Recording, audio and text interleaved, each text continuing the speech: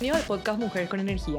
Mi nombre es Cecilia Mozas y en este espacio buscamos acercarnos a las voces que lideran y transforman la transición energética en Paraguay. Hoy estamos con la ingeniera Estela Riveros. Esteli, bienvenida, ¿cómo estás? Hola Ceci, ¿qué tal? Muchas gracias por la invitación, estoy muy bien, feliz de poder compartir contigo este espacio y te felicito por esta iniciativa a vos y a todo tu equipo, donde podemos conversar entre mujeres y poder resaltar o mostrar lo que cada una de nosotras va aportando dentro del sector energético, que como sabes es un sector bastante variado y hay varias mujeres trabajando en él con ganas de compartir todo lo que vamos haciendo. Qué genial, Esteli. La verdad que gracias por eso. La verdad que justamente ese es el espíritu aquí en el podcast. Y también, dicho sea de paso, no solamente escuchar entre nosotras, sino también transmitir las ideas con voces femeninas, con el talento femenino que tiene el sector, ¿verdad? Así que súper contentos hoy de contar contigo. Y más aún, conociendo, Esteli, tu trayectoria, quisiera un poquitito, muy brevemente referirme y vos podés luego comentarnos. Esteli, vos sos ingeniera en electricidad, ¿verdad? De la Facultad Politécnica. Y hay que decirlo, soy la primera directora de carrera en ser egresada de la carrera y la primera egresada mujer, o sea, la primera mujer y la primera egresada en ser directora de carrera. Fue así, ¿verdad, Steli? Asimismo, allá por el año 2016, tenía 29 años, me dilaté un poco, pero bueno. Fui la primera directora de la carrera de Ingeniería en Electricidad de la Facultad Politécnica de la Universidad Nacional de Asunción. Me sentí muy honrada en poder asumir ese compromiso dentro de la facultad, ya que fui la primera mujer que fue directora de esa carrera, fui la primera egresada y además tenía 7 meses de embarazo. Entonces fue una mezcla ahí de momentos en mi vida y que siempre estoy muy agradecida con los profesores que hicieron posible que yo pueda estar en ese lugar, que fue un espacio que me ayudó a crecer muchísimo y en el cual creo pude ayudar también a muchos jóvenes. Imagínate, y claro, porque también el ejemplo, uno no solamente lo hace con la gestión, sino que un estudiante que vea, wow, directora de carrera, yo también puedo tener un espacio de liderazgo en este ámbito, ¿verdad? Yo también lo veo de esa forma, me parece sumamente valioso ese rol que también que cumpliste, Esteli. Y para entender un poquitito tu rol hoy y también qué tipo de trabajos haces, ¿nos puedes contar un poco al respecto? Yo egresé de la Facultad Politécnica en el año 2012. En el año 2010, junto con un grupo de jóvenes liderado en ese entonces por el doctor Gerardo Blanco, como que fundamos el GISE, que es el Grupo de Investigación en Sistemas Energéticos. Luego, siendo miembro de ese grupo de investigación, hicimos varios estudios de apoyo al Viceministerio de Minas y Energía, también a otras instituciones nacionales del sector energético. Posterior a eso, en el año 2016, fui que asumí como directora de la carrera de Ingeniería en Electricidad hasta el año 2023. Fueron 8 años en los cuales pude acompañar a los jóvenes, me puse en su lugar porque pasé por todo lo que ellos estaban pasando, conozco los desafíos de ser estudiante, de ser universitario, de ser mujer en ese ámbito y también de lo que es la profesión en sí. Luego terminé mi tiempo como directora de carrera porque sentía que ya cerré un ciclo, cumplí todos los objetivos que me había trazado al iniciar. Entonces, yo no me quedo mucho tiempo en un mismo lugar porque ya después quiero hacer cosas nuevas. Y me fui al grupo de investigación en tecnologías verdes, en el cual estoy actualmente. Dentro de todo ese periodo hicimos varios estudios de perspectivas energéticas. También me desarrollé como consultora dentro de la ANDE, en la parte de generación de la energía eléctrica, donde aprendí muchísimo, donde pude ver también la realidad de cómo se planifica en el sector energético, específicamente en la parte de electricidad.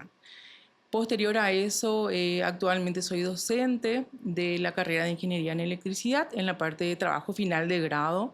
Apoyo mucho a los estudiantes en esa última etapa que para mí es la más importante porque es el punto culmen de la carrera. Uno puede pasar 62 asignaturas, pero hasta que no defiendas tu trabajo final de grado, todavía no soy ingeniero o ingeniera. Entonces, ayudarles en esa etapa para mí es muy importante porque es cerrar un ciclo y dar apertura a otro más desafiante que es la vida profesional. Y muchas veces en ese momento necesitamos a alguien que nos sostenga, que nos ayude, que sepa por lo que nosotros pasamos. Entonces, a grandes rasgos, eso es un poco lo que estuve haciendo dentro de mi carrera profesional. Es súper completo y digo, liderando varios ámbitos, digamos, ¿verdad? Porque hablaste de lo que es la planificación, conociendo tu rol en los diferentes grupos que, digamos, a los que perteneciste o perteneces, y también los trabajos que se hizo, yo puedo decir, para mí tu rol es protagónico por el conocimiento de varias herramientas, ¿verdad? Entonces, yo creo que eso, digamos, es súper destacable y por eso justamente no veo mejor idea que preguntarte, Steli, un poco acerca de la prospectiva, porque vos y yo podemos saber lo que es prospectiva, quizá algunos estudiantes que hayan trabajado con algunas herramientas de planificación y política energética, pero ¿qué es y por qué es importante para cualquier persona que está en su casa la prospectiva energética?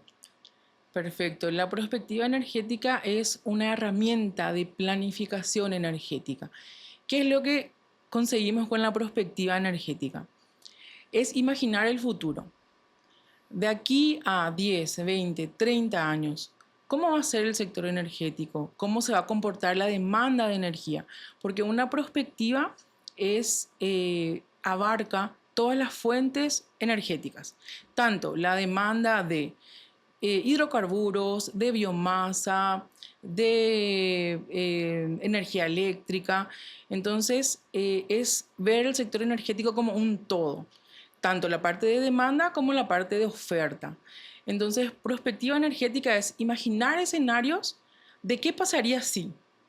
¿Qué pasaría si hay un mayor incremento de la electricidad en la demanda de energía eléctrica? Es decir, si pasamos de cocinar con leña, con GLP, a cocinar con electricidad. ¿Qué pasaría si utilizamos en vez de los vehículos a nafta o a diésel, utilizamos energía eléctrica? ¿O qué pasaría si en la industria aumenta el uso de la electricidad? O si cambiamos en el sector rural, por ejemplo, residencial, para cocción, utilizan menos leña y usan más carbón vegetal. O si utilizan menos leña, menos carbón vegetal y un poco más de electricidad. ¿O qué pasa si para el calentamiento de agua, en vez de usar termocalefones o duchas, utilizamos termocalefones pero solares? Entonces, la perspectiva es eso, imaginar diferentes escenarios de demanda de energía y una vez que se tiene esa demanda de energía de todos los energéticos consumidos en el país, ¿cómo vamos a abastecer esa demanda? Y ahí entra la parte de oferta. Se estudia el potencial de las diferentes fuentes de energía que tiene nuestro país y luego, una vez que digamos, bueno, el Paraguay tiene potencial hidroeléctrico hasta tanto, tiene potencial solar, tiene potencial eólico, luego de eso, ¿qué tecnologías se podrían aplicar en nuestro país? Y es ahí donde se hace un mix de las diferentes fuentes y tecnologías que pueden ser empleadas para abastecer esa demanda que planificamos en los diferentes escenarios. O sea, en otras palabras, esa demanda es cómo usamos la energía y qué tipo de, vamos a decir, recurso usamos para hacer de ese recurso de energía, para Así mismo, entender, para ¿verdad? abastecer. O sea, por ejemplo, quizás mucha gente no sabe, pero en Paraguay utilizamos, cuando decís GLP, hablamos de gas, ¿verdad? Gas Sí, en garrafas. Entonces, por ejemplo, no es lo mismo usar gas que usar electricidad, que usar carbón, que usar leña, ¿verdad? Entonces uno tiene que saber, y para eso hay que estudiar, ¿verdad? Cómo se comporta hoy la gente, y uno ve en las encuestas, bueno, qué tipo de combustible se usa o qué tipo de energético se usa, y uno puede hacer proyecciones entonces de cómo va a ir comportándose, en realidad, cómo la gente va a ir cambiando la forma en la que usa, ¿verdad? Y a eso le así. llamamos el comportamiento de la demanda, ¿verdad? Prácticamente. Así mismo, porque siempre tiene que haber una variable conducente. Mm. Por ejemplo, para saber cuánta energía se va a demandar dentro del sector residencial, ¿qué tengo que saber? ¿Cuántos hogares tenemos hoy y cuántos hogares vamos a hacer en el futuro? Si quiero saber cuánta energía se va a consumir en el sector industrial, ¿qué tengo que saber? ¿Cuánto es el aporte del valor agregado bruto de ese subsector dentro del PIB nacional. Entonces, cuando yo sé cuáles son las variables que conducen a la utilización de esa energía, yo proyecto esas demandas, puedo proyectar esas demandas, proyecto esas variables conducentes, veo cómo la tecnología va avanzando, hasta cuánto podrían ser las mejoras en el rendimiento de los equipos, cuánta energía se va a emplear útil, ¿verdad? Porque todos, como sabemos, hay dos tipos de energía, la neta y la útil. La energía neta es la que llega a nuestro enchufe. Y la energía útil es lo que realmente necesitamos para poder encender esa lámpara o hacer funcionar esa licuadora. Entonces, la energía útil es sumamente importante porque nos dice qué tan eficiente estamos siendo para usar la energía que disponemos. Porque nosotros como sector energético tenemos que abastecer la demanda neta, todo lo que se necesita. Pero lo que realmente utilizamos es la energía útil. Entonces, y ahí entra un factor muy importante que es el rendimiento de los equipos. Entonces, cuanto más eficientes sean los equipos que vendemos en nuestro país, menos energía neta vamos a necesitar. Entonces, así vamos haciendo por cada uso, por cada tecnología, hasta obtener la demanda total del sector. O sea que ese concepto es muy importante para entender la eficiencia, porque mucha Sí. gente dice, ah, la eficiencia es para ahorrar lo que sea, pero en realidad, yo tenía un profesor, en realidad una charla que se fue a la universidad donde estaba, que decía, la eficiencia es la mejor fuente de generación, en el sentido que es una generación que ya está, pero que vos disponés cuando utilizás mejor, ¿verdad? Y Sí. era una forma de decir, uno puede no planificar para generación, pero usa para usar mejor, o sea, pero planifica para usar mejor, y eso hace que nuestra oferta entonces sea, digamos, que requiera menos inversiones en oferta, ¿verdad? Y es súper importante porque cada verano, ¿verdad? Se hacen los chistes de los tips como para ahorrar, y se decía, bueno, no hay que planchar así o no hay que prender el aire así. Entonces, además de los equipos que cada uno tiene su eficiencia, también están los usos, ¿verdad? Es un poco diferente lo que Sí. mencionás, pero ¿qué es lo que sacamos de eso, Esteli? Es que es importante, digamos, entender cuánto consume un equipo versus el otro, o sea, una licuadora versus la otra, un aire versus el otro, porque eso define nuestro consumo, Claro. nuestra factura, ¿verdad? Pero también define las inversiones que se necesitan para seguir abasteciendo al mercado, ¿verdad? Que es lo Así que el mismo. mercado somos nosotros, o sea, no es que hay un mercado para Claro. decir nomás, ¿verdad? A la población, ¿verdad? Y a los usos que hace. Así mismo. Como decías, no hay energía más limpia y más barata que aquella que se emplea, que no se emplea. Es decir, utilizas eficientemente lo que evitas utilizar. Claro, y además también otro punto que mencionaste es que la energía llega, por decir así, llega a 100, ¿verdad? Para entender nomás, y un equipo usa, no sé, 80, ¿verdad? Y de eso, porque hay, o sea, aparte de la utilidad de dar la vuelta al eje, o qué sé yo, también hay energía que se pierde, ¿verdad? Como Exactamente. calor. Entonces, por decirte, para entender nomás, una cosa es el uso que se da la energía útil, es decir, yo uso para hacer mi jugo, y hay una parte de la energía que no usé porque y se Se fue. pierde. Se pierde, se vuelve calor. Entonces, solo el 80 de ese 100 se usa para mi utilidad. Y hay Así otros equipos mismo. que no ve que usan más, o sea, que que requieren menos de 100, ¿verdad? Entonces, Así se mismo. utiliza menos. O sea, así también podemos entender quizá, ¿verdad? Así mismo es, Cecilia. Siempre hay Entonces, una energía que se pierda. mm, Entonces ahí la importancia de todas estas medidas de etiquetados de eficiencia energética, todas las iniciativas que el Comité Nacional de Eficiencia Energética está llevando a cabo son muy importantes porque más allá de tener equipos eficientes, necesitamos educación en eficiencia energética. No, el aire en 17 es típico. Todo el mundo pone su aire en 17. Y si sabemos realmente cómo funciona o el principio de funcionamiento de ese equipo, jamás vamos a poner en 17, porque vamos a estar desperdiciando energía. Entonces, la educación en eficiencia energética es fundamental y todavía es un gran desafío dentro de nuestro país. Hay muchísimo por hacer en todo lo que es eficiencia energética, pero estamos avanzando. No, súper, creo que ahí mismo creo que sería tan interesante hacer una especie de campaña de comunicación en los veranos para explicar el tema del aire, porque hace poco estábamos escuchando que hay un pico de demanda de energía eléctrica, ¿verdad? Que Sí, este año llegó a 5.100 y algo, y hablaban de que el 35 o el 40% de ese pico es refrigeración, o sea, es aire sí, acondicionado. Y mucho de ese pico ha de ser energía perdida, ¿verdad? Energía eléctrica que no se convierte en confort térmico, sino se así mismo. convierte en aire caliente, básicamente, ¿verdad? Así mismo. Entonces, ahora pensando nomás, creo que sería muy interesante eso, Esteli, ver ahí dentro de como una actividad de extensión, así te hago acá mismo Sí. una propuesta interesante, ¿verdad? Pero quería también, aparte de esta explicación súper importante para el contexto, te pregunto, la perspectiva energética, que sabemos que es una herramienta, aquí sabemos que se hizo una perspectiva, o sea, se hacen entonces escenarios para entender cómo tenemos que dirigirnos en el sector en las inversiones acá en Paraguay, por ejemplo, ¿verdad? Y yo sé que vos participaste activamente de la última perspectiva o de varias últimas perspectivas que tienen un horizonte al año 2050. ¿Qué nos puedes contar acerca de la perspectiva al 2050 en Paraguay?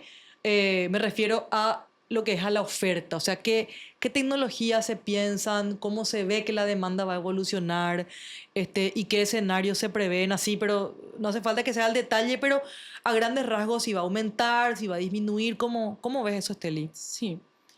La perspectiva tenemos que tener en cuenta que es como un cono.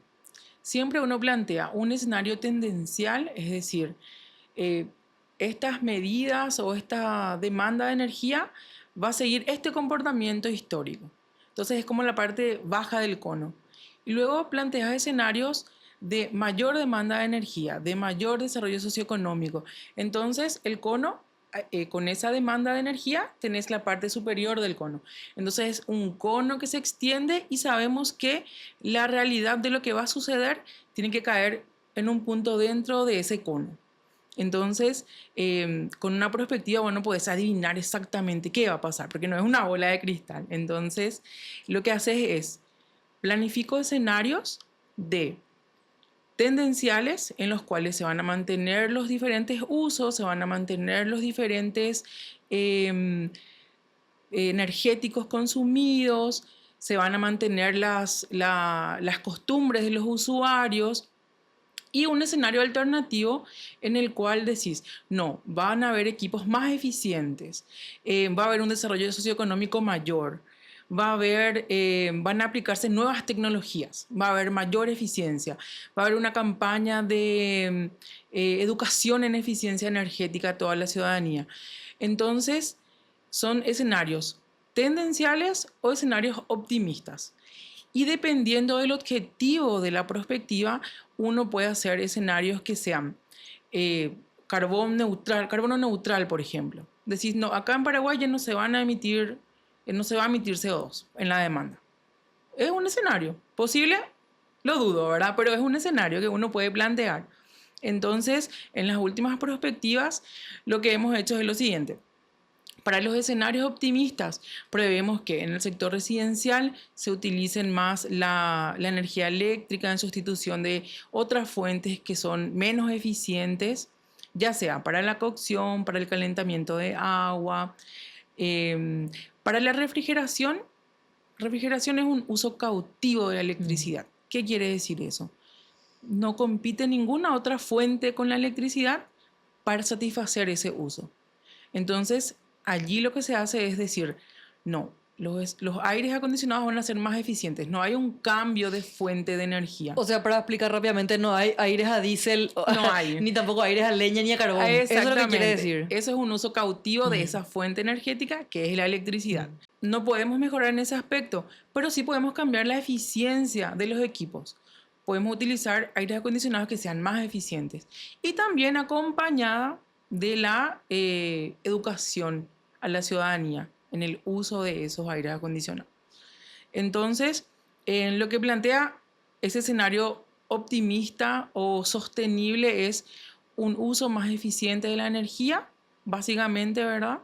Y satisfacer las necesidades con energías renovables y con energías que tengan mayor rendimiento de utilización, que sean más eficientes. Esos dos contextos están modelados. En cuanto a la demanda y en cuanto a la oferta, principalmente siempre tratamos de incluir las obras que están en el plan maestro de la ANDE, porque como todos sabemos, la ANDE es una institución que rige el sector eléctrico paraguayo, ¿verdad? Ellos realizan los planes maestros tanto de generación, de transmisión, distribución, mercados, etcétera, todo lo que tenga que ver la parte eléctrica.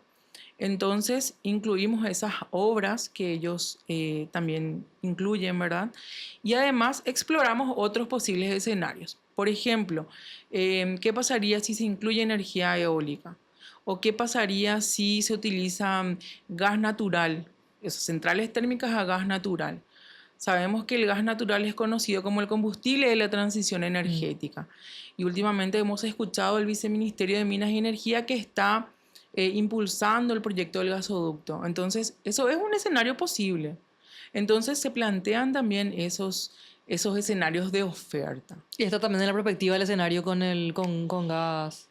Depende de cuál perspectiva. Claro, Fueron varias a lo largo sí, sí, sí. de estos Sí. años, ¿verdad? Pero perfectamente se podrían plantear escenarios que con energía nuclear, por ejemplo. ¿Por qué Sí. no? Puede ser. Es cuestión de ver qué potencial de energía tiene nuestro país, cómo están las tecnologías para el aprovechamiento de ese potencial y si es viable poder aplicarlo en Paraguay. Claro. Por ejemplo, dentro de la demanda se previó también un porcentaje de participación no muy elevado, pero sí la presencia de hidrógeno, por ejemplo, en el transporte, tanto fluvial como de carga. Estos pequeños cambios que dan hincapié o dan indicios de que el Paraguay también quiere estar a la vanguardia de lo que son las tecnologías, empleándolos tanto en la demanda como en la oferta. Y ahí, Esteli, a forma de ejemplo nomás también, nosotros hace cuestión de 5 años por ahí habíamos hecho un estudio de la familiaridad de los consumidores con los autos eléctricos, ¿verdad? Y recuerdo que nuestra línea de base, o sea, la cantidad de vehículos eléctricos era, no sé, 240, ¿verdad? Y había, no sé, 4 modelos. Y pienso nomás, llevando a la practicidad lo que vos estás diciendo, nosotros no nos imaginábamos hace 5 años, o sea, nos imaginábamos hace 5 años que iba a haber más, no podíamos saber cómo. Y hoy en día casi todas las marcas tienen modelos por lo menos híbridos enchufables o tienen inclusive vehículos 100% eléctricos y uno ve muchísimo más vehículos eléctricos en la calle, ¿verdad? Que antes. Entonces, para que uno piense nomás, o sea, esas son las tecnologías que uno tiene que estudiar la trayectoria en otros lugares para hacer el modelado, ¿verdad? Y pienso, hoy nosotros hidrógeno, mucha gente va a decir, ¿qué es lo que es el hidrógeno? Pero sí, el hidrógeno se utiliza como combustible, sobre todo para cargas pesadas, ¿verdad? En lo que es el transporte fluvial, que como vos decís, el 90% de nuestra carga comercial prácticamente es por vía, por la hidrovía.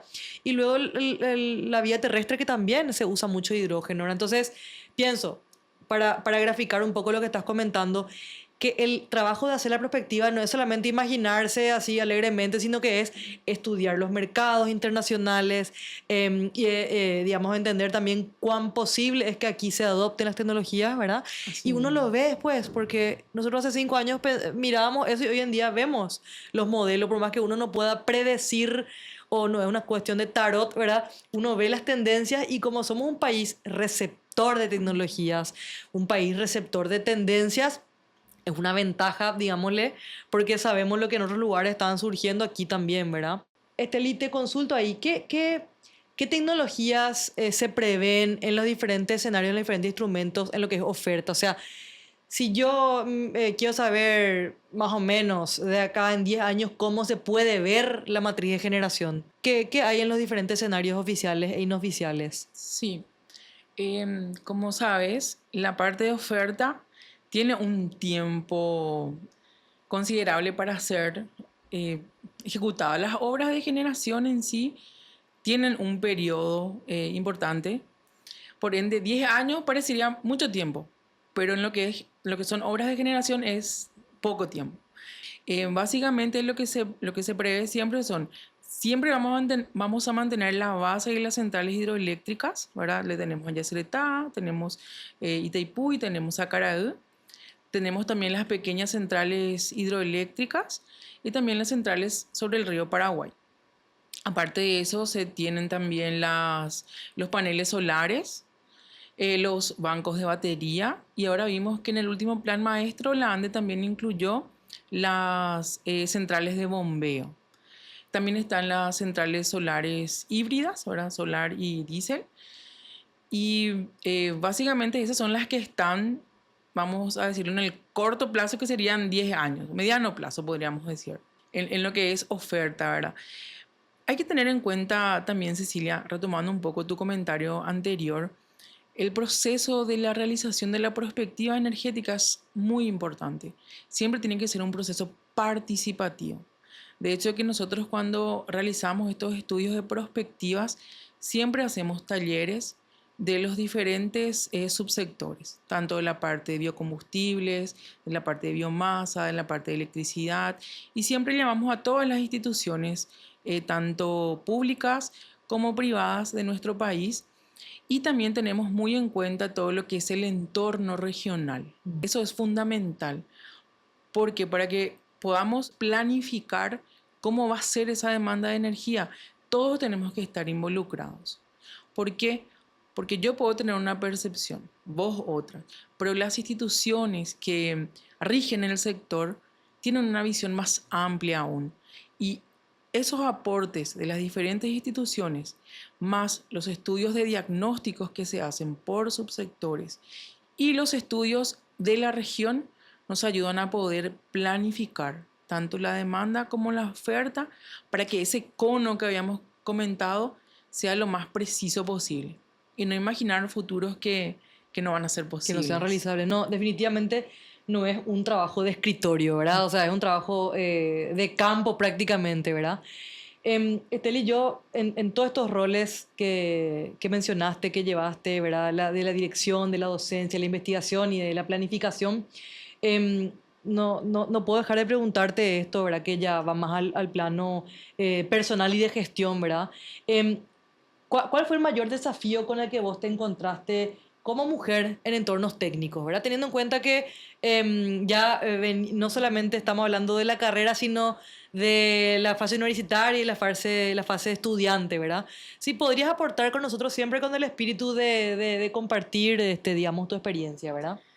Sí, la verdad que el mayor desafío al cual me pude enfrentar fueron mis propios miedos o mis propias limitaciones.